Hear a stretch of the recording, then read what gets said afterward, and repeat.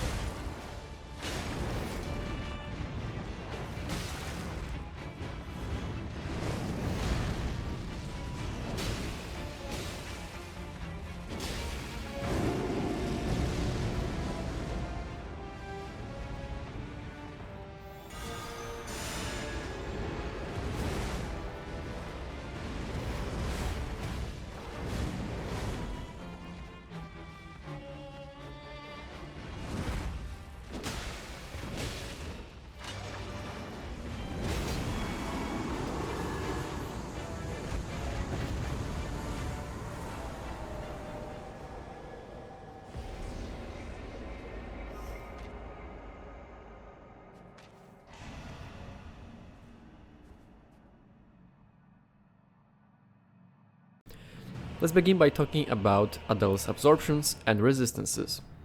Adel is very strong against lightning damage, taking only 50% damage from it. He also takes 20% reduced damage from fire, so avoid these two damage types. He is neutral against all the other damage types, no weaknesses here.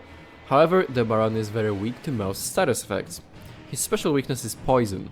When poisoned in phase 1, Adel will stop attacking and vomit. While the vomit can damage and poison you, simply not standing in front of him will make you avoid it. This animation is pretty long, giving you a generous attack window, and additionally, he takes a lot of damage from doing it. In phase 2 he no longer does that, instead he simply takes damage from poison as usual. He's also weak to rot, frostbite and sleep, and as most bosses he's immune to madness and deathblight.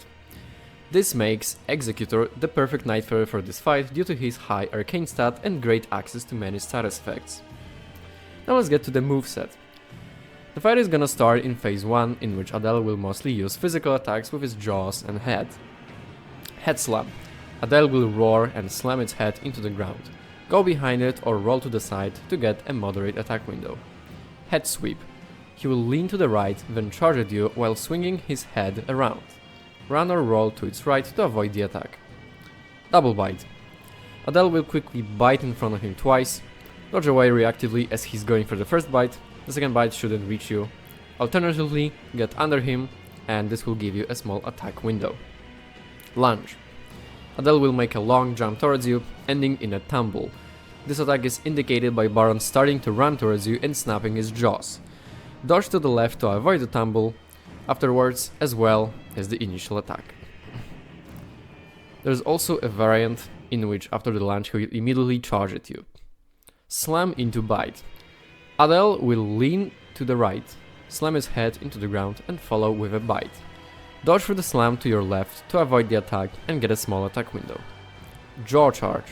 Gaping jaw will open wide and charge at you. Dodge to the side to dodge it. Most of the time you won't be able to punish this move because he just goes too far. Spin charge.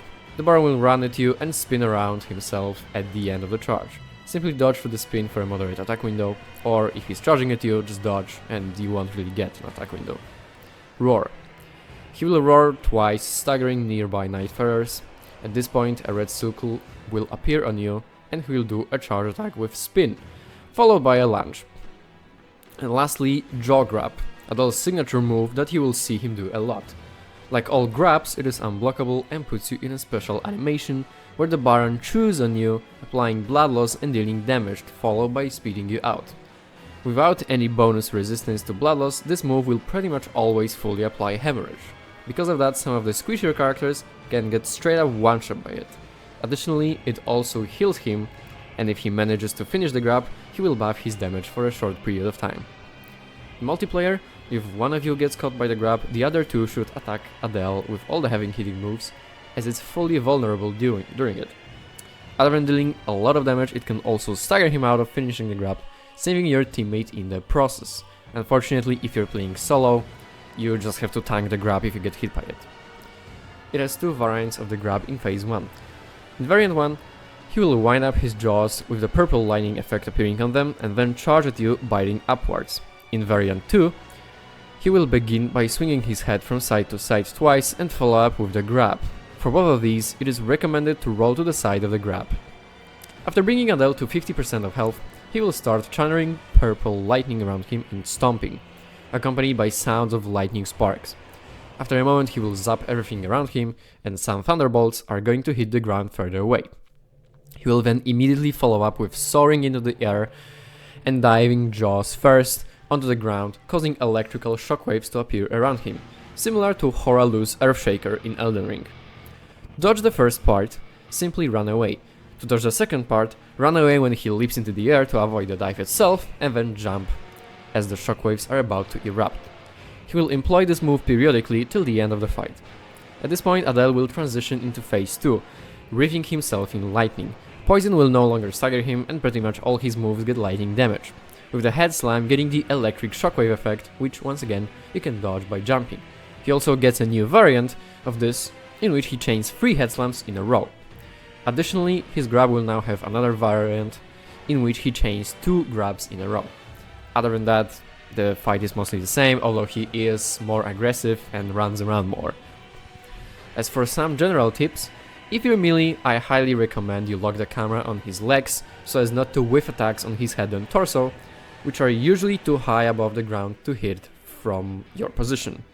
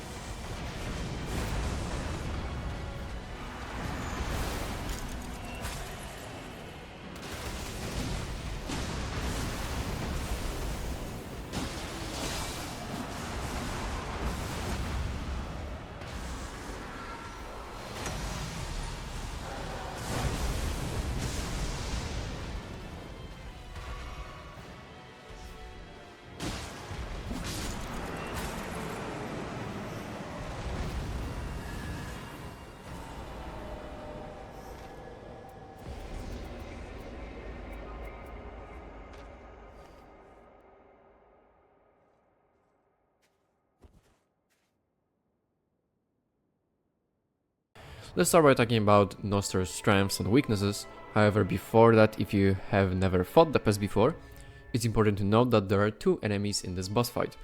Gnoster, the Moth, and Fortis, the Shears. Gnoster spends most of the time high in the air shooting different magic spells at you, while Fortis fights you on the ground using his gigantic body to deal physical damage. Alright, the absorptions. Gnoster is weak to all physical damage, but especially slash and pierce. It is very resistant to magic damage, blocking 50% of it, and slightly resistant to lightning and holy, blocking 10%. It is very weak to fire, which is its special weakness. Not only does it take 40% more damage from it, but it also gets a special effect when hit by fire, where it burns for 15 seconds, taking damage over time. The Moth is also weak to Scarlet Rot, Blood Loss, and Frostbite, while being resistant to sleep and poison that it itself uses. And it is immune to Madness and Deathblight. As for Fortis, its resistance to physical damage is much higher, with the exception of Strike, which is better against it than Gnoster, and it is also weak to Pierce, although not as much as its flying friend. It has much less magic resistance, only 10% compared to Moth's 50. It's slightly less weak to fire and doesn't have the burning effect like Gnoster, but it's still very effective against it. The other resistances are identical.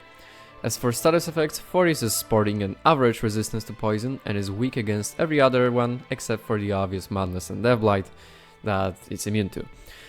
So from this we can deduce that while fire is the best way to deal with Sentient Pest, it's also susceptible to many status effects and some types of physical damage. While it may be tempting to go for some of Gnoster's weaknesses, if you're playing a melee character, chances are you won't have many opportunities to use them. So if you're playing a close range character, it is better to gear more towards abusing Fortis' weaknesses instead. Now let's cover the moveset and how the fight goes. At the beginning, in phase 1, Gnoster will be flying around and mostly attacking you with his spells and poison, while Fortis gets in your face. The pool of moves Gnoster can do is rather small. Magic projectiles. The Wisdom of Night will cause 6 projectiles around his wings that after a short time travel in a straight line towards you. Simply dodge in any direction when they get close to avoid them. Magic Rain. Gnoster will spew some star-like smoke high in the air and shoot projectiles into it. Shortly after they will fall down on you. Look at the sky when it does it to see where the projectiles will be coming from and dodge accordingly. You can also run under the Moth to avoid the attack. Poisonous Smoke. Gnoster will periodically make smoke appear on parts of the battlefield that deal a little bit of damage when touched and apply poison buildup. Gnoster's poison is special in that it attaches a parasite egg to the back of your head that hatches if you get hit by Fortis' roar attack while carrying it. Once it's hatched, it will deal damage to you for the next 2 minutes. When playing in multiplayer, you can remove the egg by getting attacked by another player. In solo, you unfortunately have to rely on yourself. You can remove it by using neutralizing boluses, but only before it hatches. And also some characters can self-remove it by using their ultimates. Otherwise you just have to wait for it to expire. Grab. Gnoster will make a small quick charge at you, indicated by its legs starting to glow. If it hits, it will apply its special poison to you. And basically you have to dodge through or to the side. And this move is mostly used in the brief windows when Gnoster floats down close to the ground where you can reach it with melee characters. Unfortunately, I didn't actually capture this move because it just doesn't do it all that often. But yeah, it's very telegraphed, like its legs will shine with the purple lightning, so just dodge it. Now for Fortis moveset, we have Pincer Slam. Fortis will lift its body up and then slam it down, creating rock spikes in front of it. Dodge to the sides or get to its back when it's winding up to avoid it. Leg Slam. The Shears will lift their legs on one side of their body and stomp down, causing rock spikes to emerge on that side. Simply position yourself away from the radius of the attack to avoid it. Pincer Crush. Fortis will ready its pincers and then bring them together quickly in front of it. This attack is quite well telegraphed, so it can move away from its range in time.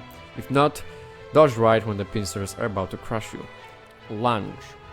Fortis will lunge at you, usually twice or thrice. In phase 2, it will also follow up with rock spikes appearing in front of it. Roar. Fortis will wind up and then roar, dealing damage to enemies close to its body. It will also hatch the parasite egg if you carry it.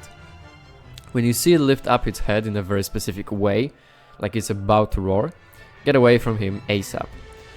Burrow and unburrow. Fortis will sometimes burrow in the earth for some time. Usually at that point Gnoster will float down. After a moment it will unburrow, signified by ground trembling and dust particles appearing in an area it's about to do it. This can damage you, so move out of the way in due time. Harden. When Fortis takes a lot of damage, it will turn light grey and stop attacking, gaining 90% damage reduction.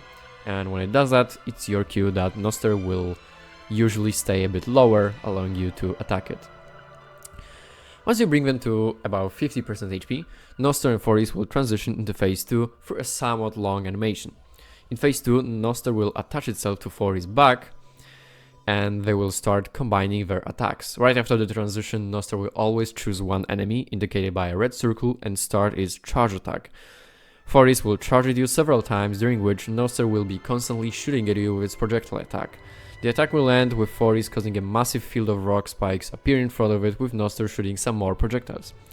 Try to avoid standing directly in front of the shears and roll to the sides. In this phase, Gnoster will get one new move, the Orbital Laser. A small blue beam of light will appear on the ground. Shortly after, the beam will get bigger and cause a circle to appear on the ground, continuously dealing damage to anyone inside of it.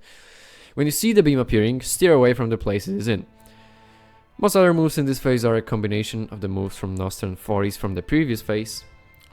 All the same rules of dodging apply to them, though you might want to adjust your position a bit, as Moth's attacks will come from a different angle than before, as it is on top of Fortis pretty much all the time.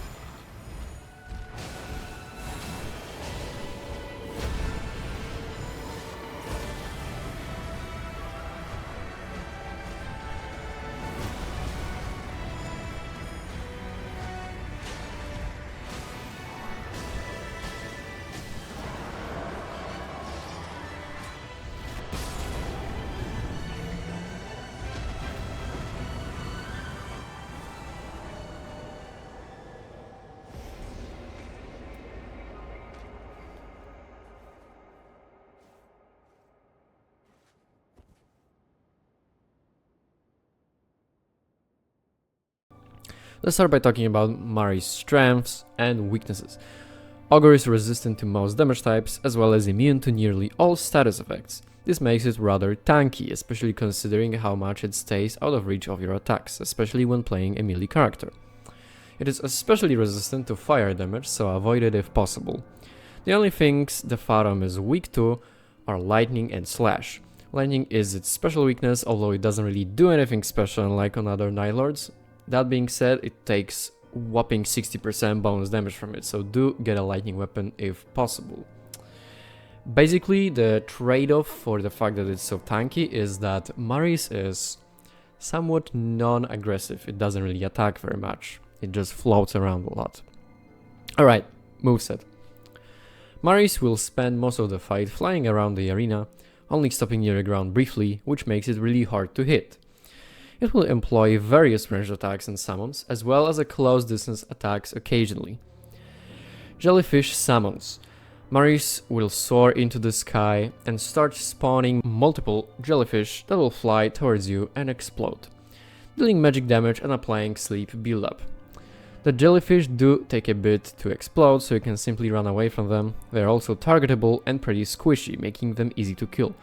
Mari's has a special mechanic where the things it summons transfer damage to it when killed by players through these little bubbles that appear when they die. You can use this mechanic to your advantage, especially when playing a melee character, to deal some damage while unable to reach Ogre. Tentacle summons. Mari's will float near the ground, using its tentacles to pierce the ground. After a moment, it will cause a small, non-damaging blast and tentacles will burst forth from the ground. The tentacles will then attack any players nearby, either by horizontal or vertical swing, that are telegraphed and easy to dodge. Similarly to jellyfish, they can be killed to transfer damage to Ogre. Water Splash. Mari's will splash a wave of water towards you. It will bounce off the ground a few times and then disappear. Dodge through the wave to get an attack window. Water Charge. Mari's will start spinning and then charge in a long line. Dodge away from it to avoid the attack. Water Spin. Mari's will spin its body while moving towards the ground. Once again, dodge away from it to avoid it. Sleep Aura. Mari's will soar into the sky and do a very special sound that it does only when it does this move, and then curl up, floating down to the ground, followed by straightening its body and howling. For the entire duration of this move, starting with the curl, it will apply sleep build-up to all Nightfarers in a large area around it. If sleep is applied, the player will take continuous damage for a while, usually leaving them near death when they wake up. To counteract this move, get close to Ogre and hit it with all you got to stagger it out of this move. Lightning damage makes it easier to interrupt. If you're far away from Mari's when it starts doing this move, you can try running out of range of it, but keep in mind that you have to get really far away. At 50% health, Mari's will start soaring higher in the sky with its range moves and become a little bit more aggressive with its charges. In this phase, you will generally have even less opportunities to attack it. Ogre will also get 2 new moves. Extended Jellyfish Summons. It will soar through the sky continuously spawning jellyfish while staying out of reach of most attacks. Employ the same tactics as for the normal Jellyfish Summon move. And Teardrop Nuke. Mari's will fly up and spawn a few teardrops that will slowly descend onto the ground, causing a large magic explosion, applying sleep build-up on contact with the ground. Use ranged attacks to dispose of them before they fall to deal some damage to the boss. If you don't have any means to attack them from afar, run as far as possible away from where they drop. That's all the moves it can do. As you can see, this fight is heavily favors ranged options, and going melee against it is just much more difficult. So if you struggle against this boss, I highly recommend characters like Iron Eye, Revenant or Recluse, and Duchess is also a decent option because she can use some spells. You can still do it with other classes, it will just be more difficult, although you can technically play ranged options on them, for example a Great Bow on the Raider.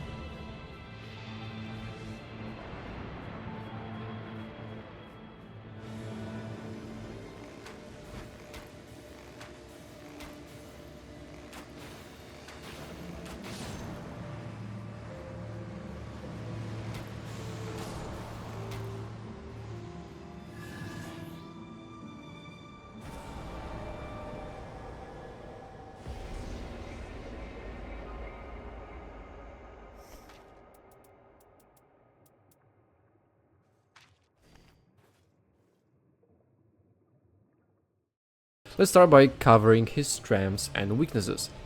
Nothing crazy about his absorptions, 10% weakness to slash, 20% to fire and 35% to holy, making these the best choice for damage type.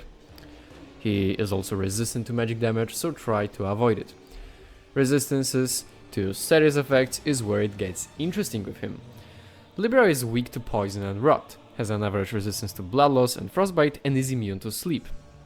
Now, unlike other bosses, he is not immune to madness. In fact, it is his special weakness. When applied, the creature will enter a special frenzied state that I will explain in a moment when talking about his moveset. Now, as for acquiring some madness build-up options, it used to be a bit of a pain to try and find any before, but recently a patch made them more frequent. They now can drop from clearing frenzy camps, so try to clear some if you want to exploit this weakness. Alternatively, there is a special event that can happen in Linveld, in which an Eye of Frenzy appears on one of the lookout towers on the map. And if you go there and clear it out of all enemies, you will be rewarded with a special drop that always includes some high rarity frenzy equipment like Vike's War Spear or the Frenzied Seal. So if you get lucky and get this event, be sure to clear it. Alright, before I get to the moveset, allow me to explain the trade mechanic in this fight. When you first enter the arena, Libra will be waiting for you in his scale-bearing merchant attire. You can simply attack him here to immediately start the fight, or you can strike a deal with him by talking. Libra will offer you 3 random deals each time. There are quite a few of them, and some are a bit enigmatic and confusing, so I'll explain all of them. I desire a flask. Adds a flask charge but takes away 10% of your max HP. I desire a powerful weapon. Gives you a rare weapon from a specific pool with random effects, and all of the weapons you can get either have madness build up or deal holy damage, so they specifically counter Libra. In exchange, the deal will take away 2 levels from your character. I want the power of a demon. Gives you an eye above your head that shoots out frenzy, and it will disappear if you get downed. I want to gain many levels. You will get 3 levels but will lose 1 every time you use a flask. I want to hold death at bay. One time only, you will automatically heal back to 100% health when your HP drops to 20% or less. In exchange, you will lose 20% of your max HP. I want resistance to ailments. Increases your resistance to all ailments by 150, but decreases your stamina by 10%. I wish for eventual greatness. Decreases your HP, FP and stamina by 30% for 2 minutes, after which it increases them by 20% permanently. I wish to be in touch with the arcane, increases your arcane and increases all your other stats. I wish to expand my intellect, increases your intelligence and increases all of your other stats. I wish to fight at full strength, increases your HP by 25% and your damage by 10% for a minute, but makes Libra start the fight in his meditation buff state, or what I call the enhanced state later on in this video, and gives him 10% damage negation for 100 seconds. I wish to have deep faith, increases your faith and decreases all your other stats. I wish to have great dexterity, increases your dexterity and decreases all your other stats, and I wish to have great strength, increases your strength and decreases all your other stats. Yeah, there are quite a few of them.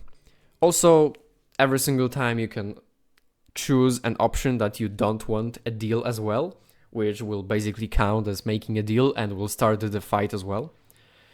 And what's also important to note is that in multiplayer, all the players have to make a deal before the fight starts, unless one of you just attacks him, which just cuts the mechanic short. Alright, now moveset. Libra has 3 states that it can cycle through depending on certain variables. He will start the fight in the default state. In it, he will mostly use golden incantations as well as swing combos with his staff. Let's start with the incantations, which are all indicated by Libra's hand, glowing gold. Ground Glyph. Libra spawns a glyph on the ground beneath you, which erupts with energy after a short time, and you simply have to leave the glyph to dodge it. Projectile Glyph. Libra spawns a glyph in the air directly in front of him that repeatedly shoots projectiles in front of it for a while. Avoid standing in front of it. If you're right in front of Libra when he does this move, he will spawn a glyph behind you, giving you a big attack window because the glyph will just shoot behind you. It will not hit you. Glyph Teleport. Libra slams his staff into the ground and makes a glyph appear under him and then disappears. Momentarily, he appears in a different spot, and a moment after another glyph appears. This causes a small explosion around himself, and you simply need to dodge the glyph that appears on the ground where he's going to teleport. He will use this move either to close the distance between you and him or to get some distance to cast a long-range incantation. Rain of Light. Libra reaches up with his hand glowing yellow and leaves the glow in the air. After a moment, the glowing orb shoots out projectiles onto the ground in a circle 3 times, with each time the circle being bigger. If you're close to him, dodge through the first circle and the next 2 shouldn't hit you. Now the staff attacks. Triple staff combo. Libra swings his staff from side to side twice and then slams it down into the ground in front of him. Quadruple staff combo. Libra lifts his staff up and after a short delay swings it from side to side twice. Follows with a slightly delayed uppercut and finishes up with a really delayed slam that has poor tracking. So after dodging the first 3 attacks, circle around him for a nice attack window. Turning swing. Libra swings his staff as he turns around towards you. Staff strike. Libra strikes with his staff in front of him, often followed with the projectile glyph. Staff slam. Libra slams his staff vertically into the ground. He likes to chain this attack with itself, so careful with that. He also has a physical attack using his body, which is the pounce. Libra jumps towards you, slamming his fist into the ground, and again, dodge to the side to avoid it. After bringing the demon to around 70% health, he will start his meditation move. In it, he puts his staff on the ground, crosses his legs and starts floating, while enveloping himself with a barrier that blocks damage from you. At the same time, golden glyphs appear in a circle around him. If you either break all the glyphs in time or use a very heavy hitting move, like your ultimate or Raider's Charge skill, you will break him out of the meditation and make him enter the frenzied state. If you don't, he will enter the empowered state. Let's cover the frenzied state first. Libra enters this state either when you interrupt his meditation or apply madness to him. It is indicated by grey smoke around his body and a wilder posture. When he enters it, he will do a roar, dealing damage and applying madness build-up around him. After that, his moveset will completely change for around 50 seconds. He stops using any golden incantations in this state, opting for frenzy ones instead, as well as many wild physical attacks. Ram charge. Libra lowers its head and charges at you with his horns. Dodge to the side, and he can also follow up the move with a wave of frenzy bursting towards you from the ground. And to avoid it, sprint to the side and jump or roll. 10 hit combo that I unfortunately didn't capture as he does it very rarely. He will start tweaking and a red circle will appear around you, after which he will start wildly swinging at you with his fists and staff, and dodge the initial attack to the side for him to basically whiff the entire combo completely. Triple gorilla pounce. His fist will start shining and he will pounce at you, slamming them into the ground. He then repeats it 2 more times and after the 3rd pounce causes a large frenzy eruption around him.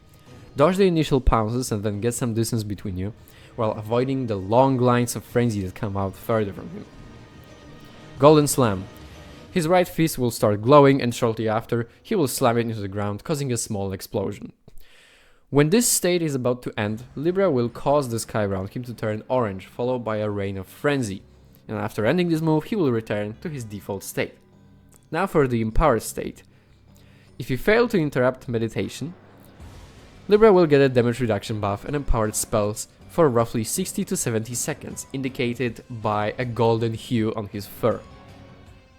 His ground glyph will now spawn additional glyphs in random spots around the arena. His projectile glyph will slowly spin around throughout this duration, and his Rain of Light will have 3 orbs shooting down instead of 1. At the end of this state, Libra will kneel down and slam his staff into the ground, causing a madness aura that builds up madness to anyone in a large area around him. You can either stagger him out of this move, or collect the fake gold lying around the arena that drops when he uses golden incantations to cure some of the build-up. After finishing the move, he will revert to his default state. From this point on, Libra will attempt to meditate every 20 to 40 seconds till the end of the fight.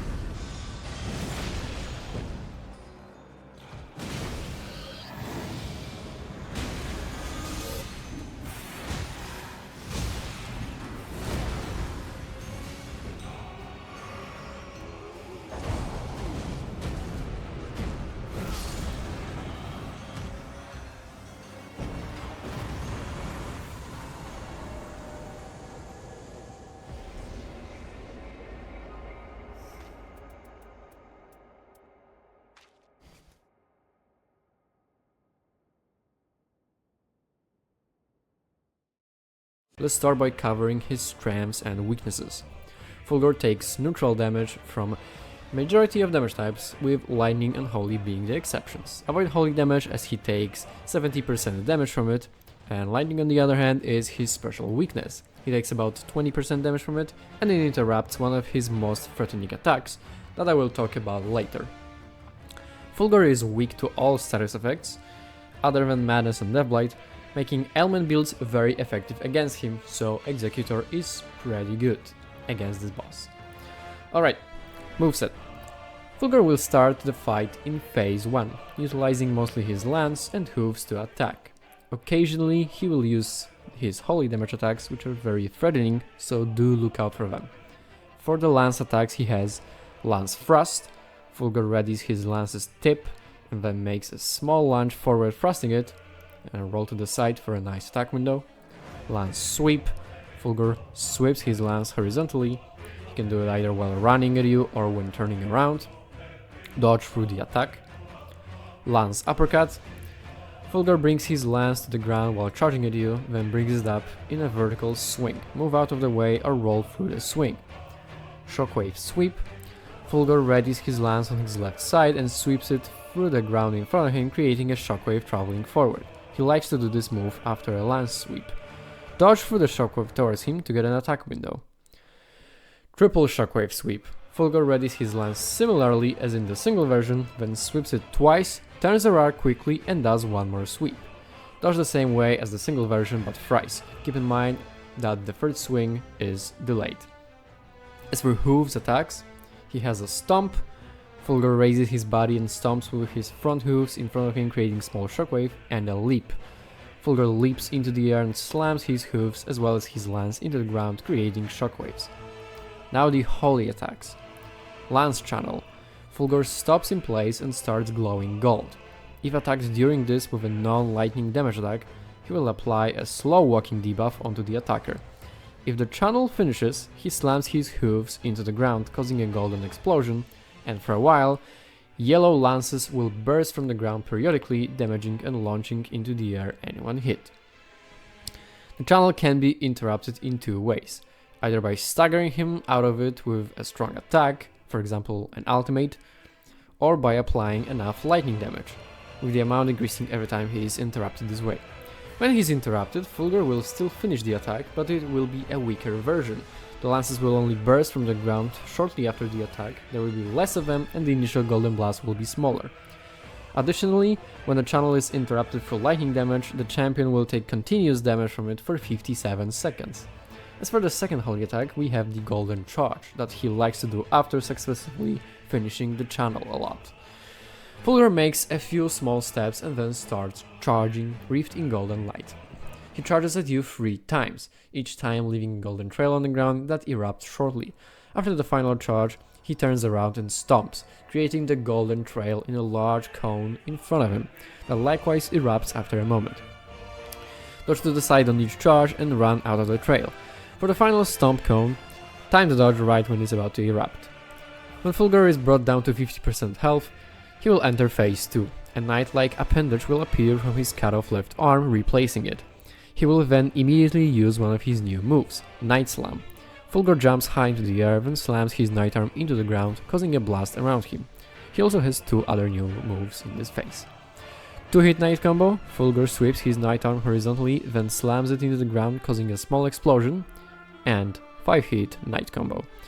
Fulghor's knight arm extends, he sweeps it from side to side twice, follows with a slash from his lance, and then finishes up with 2 slams of the knight arm, and the second one ending with an explosion. All the armor attacks simply have to be dodged through with right timing. I don't really have many other tips for that.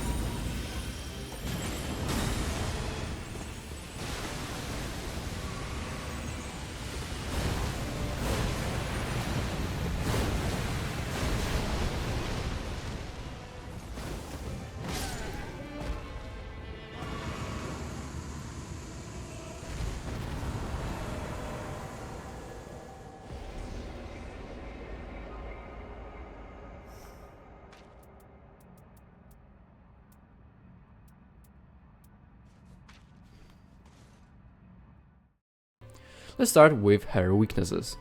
Caligo is a dragon, so she's resistant to most types of damage and status effects. Try to aim for fire, as is her special weakness. She takes bonus 35% damage from it, and when enough fire damage is dealt to her, she enters a debuffed state, in which her attack and defense are temporarily decreased. Strike is also effective, so a strike weapon with some fire damage would be perfect.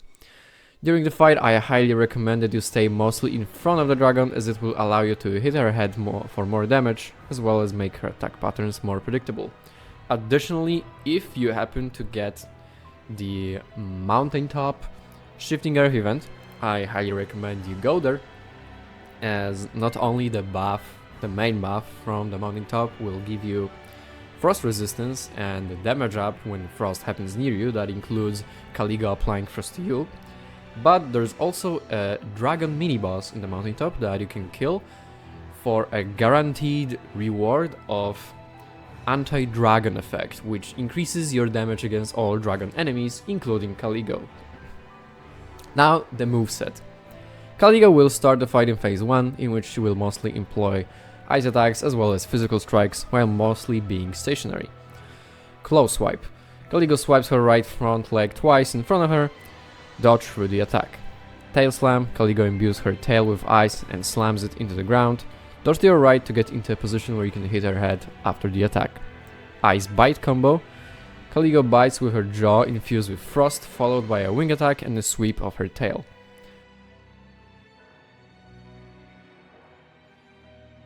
Frost breath. Caligo lowers her head in front of her and breathes frosty mist forward. Either dodge or run to the side of her head for an easy attack window that lasts quite a bit. Ground frost breath.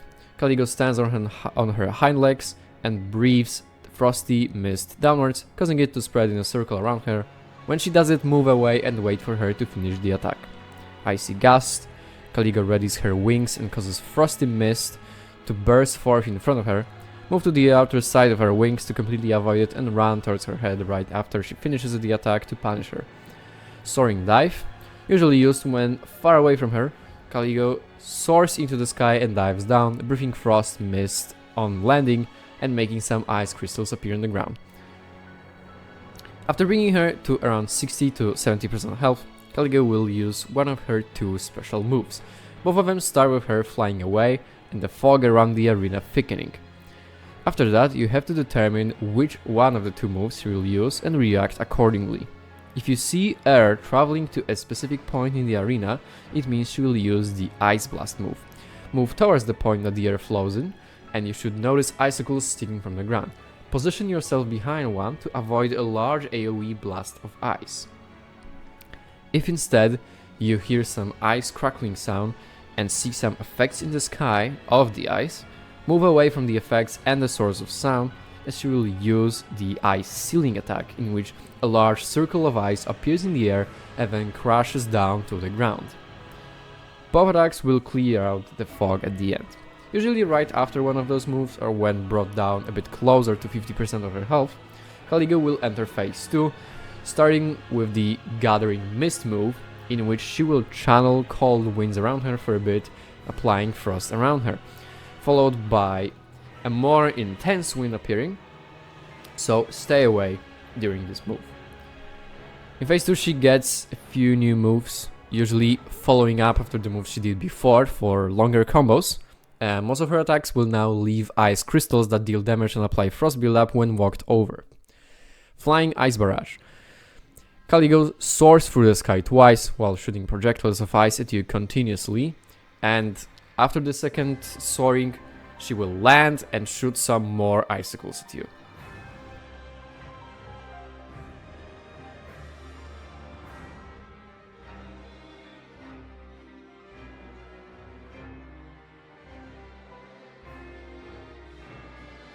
Sweeping Frost Breath. Caligo charges forward and breathes frosty mist while spinning around. The mist makes blocks of ice appear that she then detonates by slamming her tail into the ground. Dodge through the mist and stay away from the blocks. Ice Shockwave. Caligo covers her tail in ice and slices it from left to right, causing a shockwave of ice crystals to travel forward. Dodge through the tail if you're close, or through the shockwave when far and then run from the crystals that appear on the ground.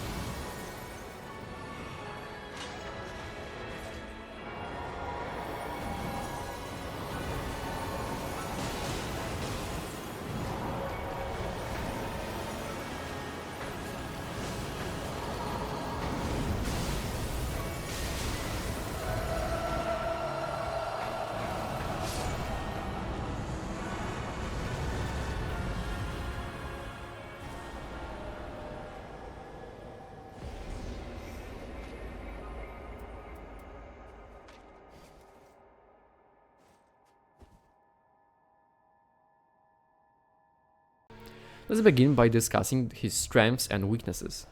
The fight against Heolstor is separated into 4 phases, and for the first 2 you will be fighting the Shape of Night. Only after defeating him will you fight the Nightlord proper. So let's cover the Shape's resistances first.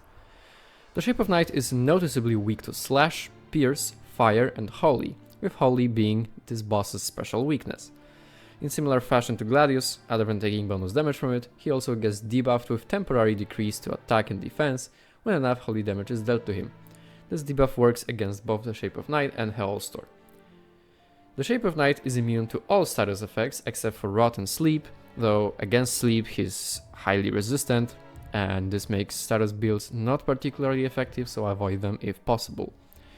As for Heolstor, his resistances are very similar, with the notable differences being that he's resistant to slash, weak to strike, slightly weaker to pierce, isn't weak to fire, is weak to lightning, and is a bit less weak to holy. As Heolstor has much more health and is generally way more dangerous and difficult, you should prioritize his weaknesses over the shapes. Alright, let's talk about his moveset, and there is quite a bit to cover. At the beginning of the fight, you will face the Shape of Night. Right at the start, he will only have a straight sword and a dagger, though he doesn't really use the dagger to attack. He will only do attacks that use the straight sword. Those include Sword Stab. The Shape stabs with his sword in front of him. Sword Swing. The Shape swings his sword a single time, either from left to right or from right to left. Sword Stab Charge. The Shape charges forward, stabbing with his sword. Sword 2-hit combo. The Shape does a swing, followed by a stab from his sword. He can either do it in front of him or turn around with the swing. 3-hit sword combo. The Shape swings his sword twice horizontally and follows up with a stab. When the Shape's health reaches roughly 60%, he will fall on his knee for a moment and manifest a third arm, wielding a greatsword. He will then swing it in front of him and get up. For the entire duration of this animation, he has increased damage reduction. After this transition, he will immediately do the Howl. The Shape howls while standing upright, dealing continuous damage around himself. From this point on, he can howl and use his greatsword moves until the end of the fight. Shoulder Charge 4-hit combo. The Shape does a long-range shoulder bash and follows up with a quadruple combo with his greatsword, swinging it in a circular motion while moving around the battlefield. The last hit is very delayed, so be careful with that. 4-hit greatsword combo. The Shape swings his greatsword in circular motions 4 times. After bringing the Shape of Night down to 0 HP, he will fall to the ground and deep darkness will burst out of his body, transitioning the fight into phase 3, in which you will face Heolstor. The Nightlord is much more aggressive and opts for the longer, more threatening combos much more often. His greatsword will also now be infused with night magic, giving him access to 2 new moves. Double Greatsword Slam. Heolstor readies his greatsword in front of him and slams it into the ground, causing an explosion, then turns around and does it a second time. The second hit is very delayed, so it's quite tricky to get the timing to dodge it right. Additionally, if you're far away from him when he starts the move, he can dash towards you with the first hit. And Greatsword Projectile combo. Heolstor readies his greatsword on the side and does 2 swings, launching, slashing projectiles at you, followed by a Stinger Charge. Other than that, he can now also teleport if you're far from him, and has the Dark Projectile stack, in which he covers the arena with darkness and shoots out projectiles from the ground that then fall down. When Heolstor's HP is brought down to 60%, he will perform the Space Rift attack, signifying the start of phase 4. The rift will open the way to a random arena of one of the 7 other Nightlords from the game, and depending on which one it is, it will infuse Heolstor's sword with a different element. Gladius' arena infuses it with fire. Adel's arena infuses it with lightning. Gnoster's arena infuses it with poison. Marius' arena infuses it with sleep. Libra's arena infuses it with madness. Fulghor's arena infuses it with holy. And Caligo's arena infuses it with frost. He will then slam his sword into the ground, creating huge erupting fissures all around the arena. The fissures have gaps between them, so try to position yourself in them when he does it. From this point on, Heolstor's moves with his sword will cause the damage or build-up type of the arena he absorbed. He will also get quite a few new moves. 3-hit Elemental Sword combo. The same as the normal 3-hit combo, but now every attack will cause small elemental fissures to erupt from the ground. 3-hit Elemental Sword Swing combo. The same as the normal version, but instead of the stab, he will delay the last attack and do a swing, causing a long fissure to erupt. Sword Swing Charge. Heolstor charges at you, finishing the charge with an upright vertical swing of his sword. Long range elemental swings. Heolstor does 2 swings with his sword, causing long fissures to appear at distance in front of him. And final elemental combo. Heolstor takes a stance with his sword, causing tremors. After a moment, he does a long, multiple attack combo, with each swing causing a fissure to appear. He then starts levitating and slams his sword into the ground, causing an explosion. Dodge the fissures by running away from their indicators. When he lifts up into the air, run away as far as you can and roll right as he's landing. After this move, he will lose the infusion of his sword, effectively reverting back to phase 3. He will stay in it for a moment and then create a space rift again, and he will continue to cycle this until the end of the fight.